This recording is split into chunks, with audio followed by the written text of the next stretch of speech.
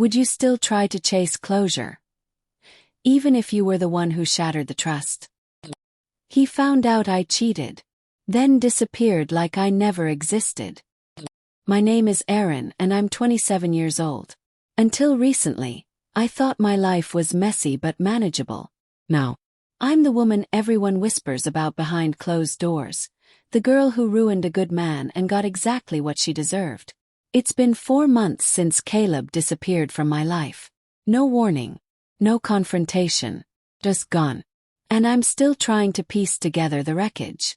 We were together for 4 years, lived together for 2. I thought we were stable, even if things had cooled off between us. He worked long hours as an architect, always bringing his laptop home, zoning out into his drafts. I convinced myself that the emotional distance I felt wasn't real, that it was just a rough patch. But then I met Marcus. Marcus was everything Caleb wasn't, or more accurately, everything I forgot Caleb used to be. He was charming, attentive, persistent.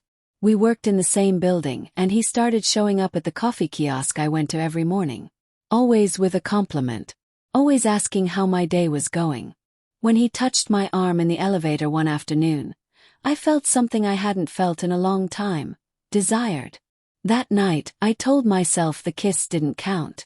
The second time I said it was just an escape. By the 3rd week, it was a full-blown affair. Hotel rooms, secret texts, lies stacked on lies.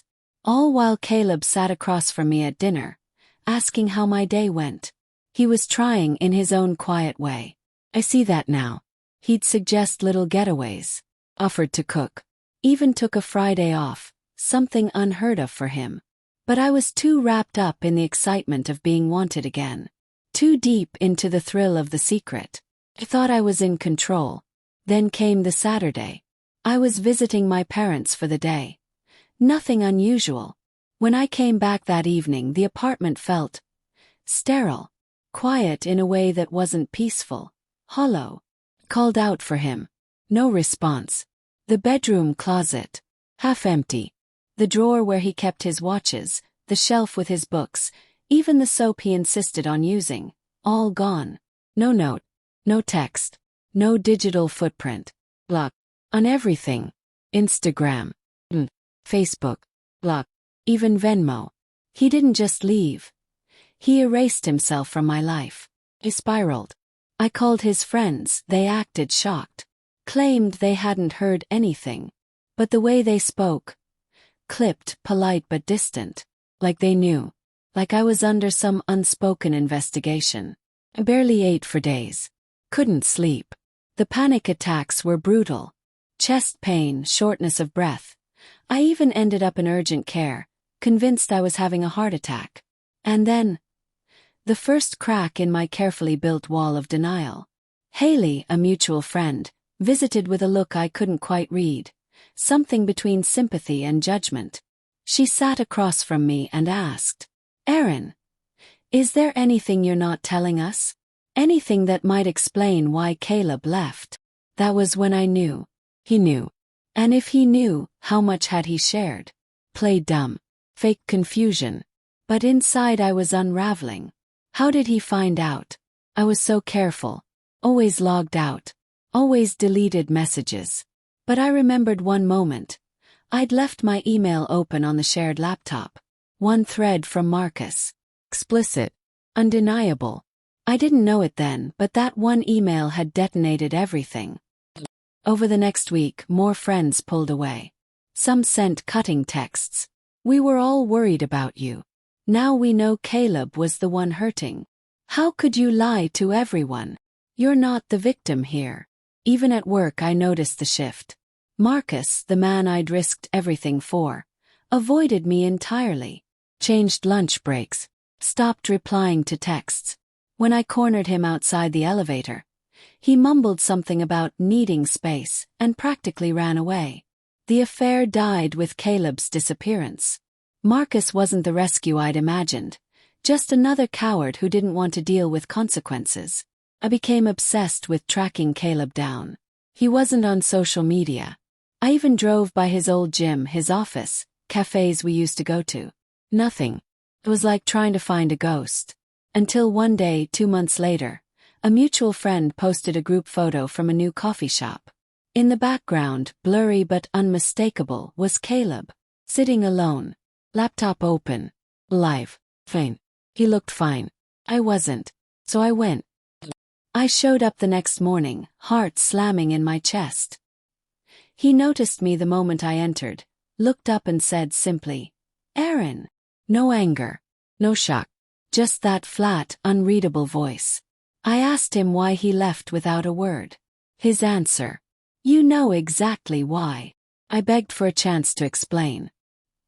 He shut it down with a calm finality that made my throat close.